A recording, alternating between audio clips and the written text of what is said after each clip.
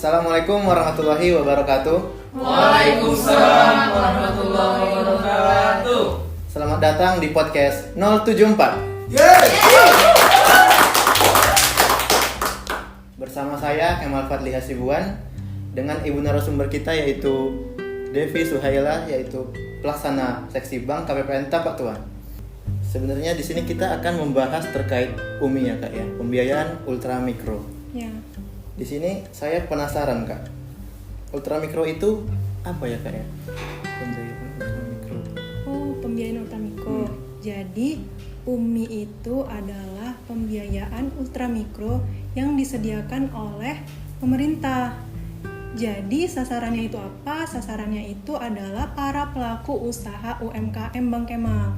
Oh, jadi yang disasar dari UMI ini tuh para pelaku UMKM ya Kak? Iya, benar sekali Bang Kemal. Oh, jadi perbedaan antara UMI dengan pinjaman-pinjaman lain itu gimana Kak? UMI dengan pinjaman-pinjaman lain. Kalau UMI itu dia pembiayaannya dari pemerintah yang disalurkan oleh lembaga bukan bank. Seperti itu Bang Kemal. Kira-kira nih Kak ya, lembaga-lembaga bukan banknya itu apa ya? Nah, kalau untuk KPPN Tapak Tuan, lembaga bukan banknya itu ada dari Pegadaian, ada dari PNM, ada lagi dari Komida Bang Kemal. Oh, jadi di wilayah kerja kita ini adanya cuma 3 ya Kak ya? Ya, ada 3. Oh, sebenarnya nih Kak ya, cara penyaluran UMI itu gimana? Cara penyaluran UMI, maksudnya itu bagaimana cara debitur itu mendapatkan UMI ya? Nah, cukup dengan persyaratan KTP dan mereka mempunyai usaha yang mau dikembangkan.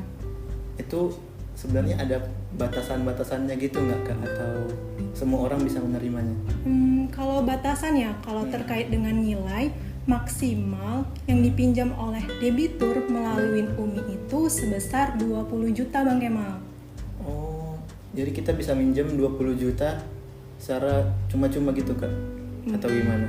Nggak cuma-cuma sih, jadi sebelum diterima uang 20 juta itu penyalur itu melakukan survei terlebih dahulu Bang Kemal. Oh, jadi mereka juga melakukan survei kayak survei kelayakan gitu atau gimana? Ya, Oh, apakah Bang Kemal berniat untuk meminjam UMI?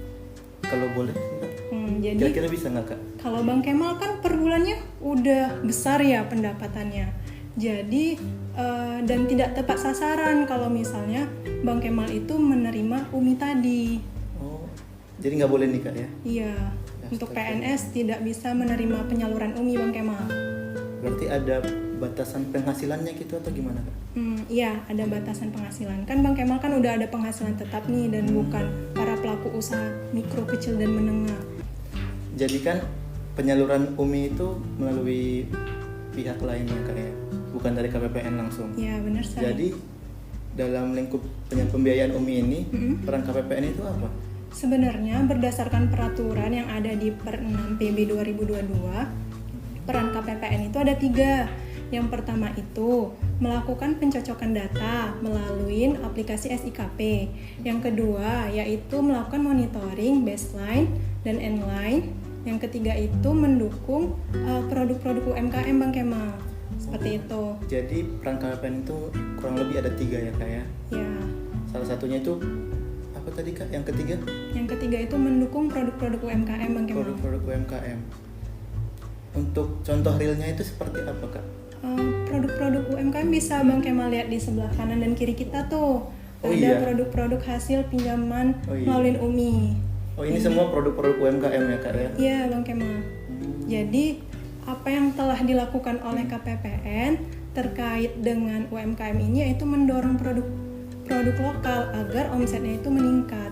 Dan kami juga telah menyediakan pojok UMKM yang ada di KPPN Tapak Tuan Bang Kemal. Bang Kemal nanti kalau misalnya jalan bisa lihat-lihat tuh kira-kira produk apa yang cocok untuk Bang Kemal. Mungkin gelang kah, mungkin pala kah. Jadi kalau misalnya nih kan Kak, saya mau membeli terkait yang ada di pojok UMKM KPPN ini, itu gimana caranya Kak? Nah, di sana kan udah ada disediain ya siapa produksinya dan nomor teleponnya, mungkin media sosialnya. Nah, Bang Kemal bisa langsung menghubungi mereka begitu. Jadi nggak perlulah beli di KPPN. Jadi KPPN itu cukup mempromosikan. Berarti bukan KPPN yang jual ya Kak ya? Ya. Ini meluruskan saja. Iya sih, nggak mungkin lah KPPN yang jual bang. Terus tadi perannya itu ada apa lagi Kak yang setelah UMKM? Ada survei juga ya? Iya, survei baseline, endline. Survei baseline sama endline-nya ini output yang kita harapkan nih dari survei itu apa Kak? Terkait dengan survei yang dilakukan kepada debitur. Jadi kalau dalam skala KPPN, nah ketika kita telah melakukan survei baseline endline, kita akan menginput melalui SIKP. Nah itu mungkin tugas dan tanggung jawab KPPN selesai di situ, kemudian buat laporan.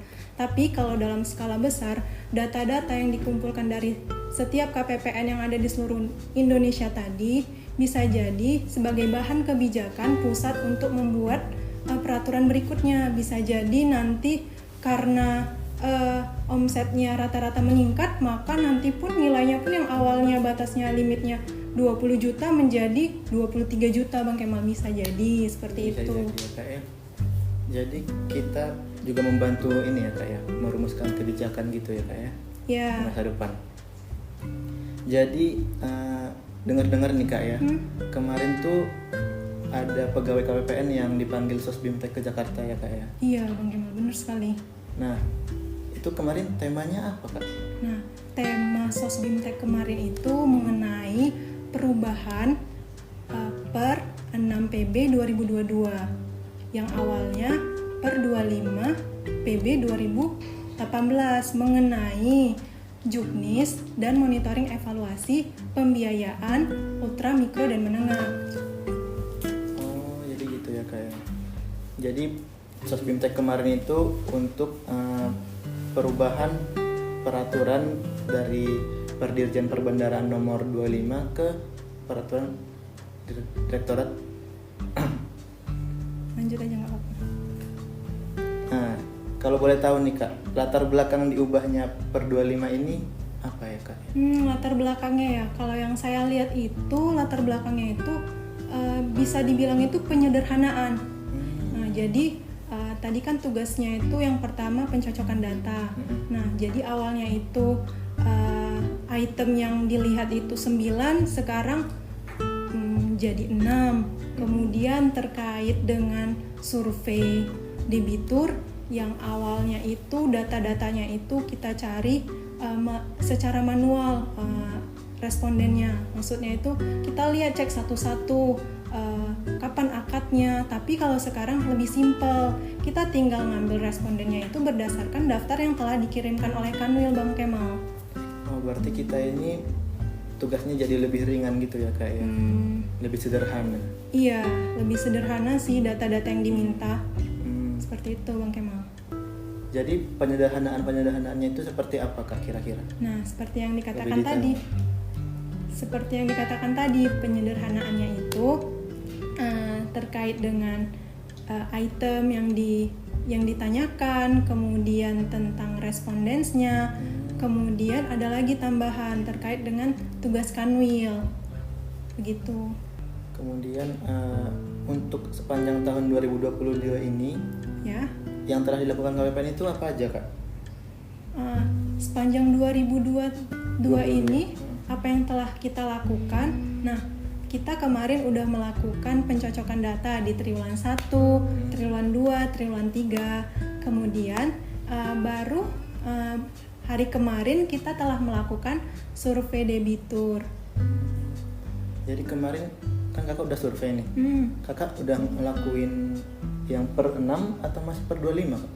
Jadi kapan dilakukan per 6 PB 2022 ini? Untuk survei kemarin karena kita survei baseline semester 2 tahun 2022, kita telah menggunakan per 6 PB 2022. Tapi apabila di semester 2 ini kita melakukan survei baseline, endline, kita menggunakan per 26 PB 2018. Oh, jadi berlakunya ini tuh tergantung dari survei kita itu ya Kak ya? Iya. Kalau kita survei baseline-nya pakai per 25 kemarin, maka endline-nya masih pakai 25. Iya, Tapi jadi Jadi gitu ya Kak ya. Tadi peran kita juga ada salah satunya survei Kak. Ya. Kalau boleh tahu nih, boleh nggak Kakak ceritain terkait pengalaman Kakak waktu survei kemarin? Nah, kebetulan sekali kemarin kita melakukan survei baseline di Blang PD. Nah, kebetulan itu lokasinya itu di ujung kota Bang Kemal. Oh, ujung sekali ya Kak Iya, ya? ujung sekali, Jauh ujung sekali dari kota. sini. Jadi gitu kita sebelum kita ke sana kita hubungin dulu penyalurnya. Nah, kita hubungin penyalurnya apakah mereka bersedia untuk mendampingin kita sebagai KPPN untuk mensurvei, untuk mendatangin debiturnya. Jadi kita nggak berhubungan langsung dengan debiturnya, nggak tiba-tiba langsung ke debiturnya.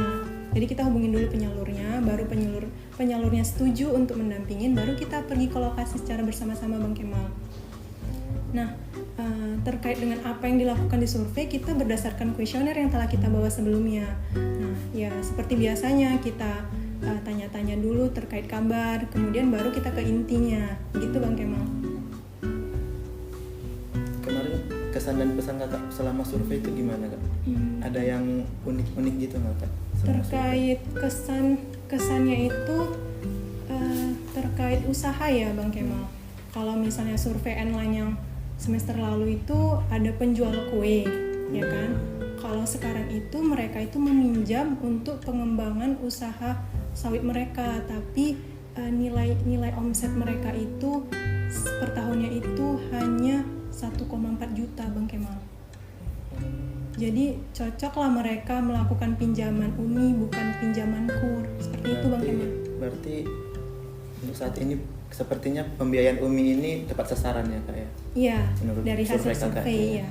Yang terakhir nih Kak ya, harapan Kakak terhadap pembiayaan UMI di masa depan itu gimana Kak? Terkait harapan pembiayaan UMI ke depannya seperti apa?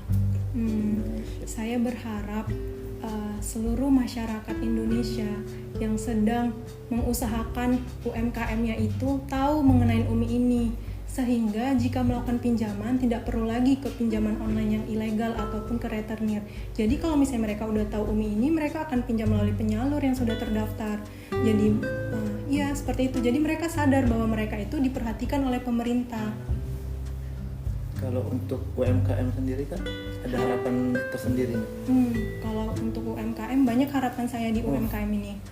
Apa tuh Kak? Boleh Salah dijabarin nggak, satunya itu saya berharap mereka ini naik kelas Bang Kemal. Jadi akibat dari adanya UMKM ini terus diberdayakan oleh penyalur. Nah mereka ini tuh omsetnya meningkat sehingga tidak perlu lagi meminjam melalui UMI. Jadi naik kelas bisa jadi mereka meminjam melalui KUR. Untuk harapan saya kepada kita sebagai pegawai, nah biasakanlah kita untuk membeli produk-produk hasil UMKM sehingga omset mereka itu menaik. Nah, gitu Bang Kemal. Teman-teman semua harus dengar tuh kata-kata terakhir ya. Kita semua harus membeli atau membantu UMKM. Seperti itu ya teman-teman ya. Demikian podcast kita pada kali ini. Terima kasih kepada Kak Devi Suhaila yang sudah menjadi narasumber pada hari ini ya, yang sudah memberikan informasi yang sangat luar biasa bagi kita semua. Akhir kata kami tutup dengan Assalamualaikum warahmatullahi wabarakatuh. Waalaikumsalam warahmatullahi wabarakatuh.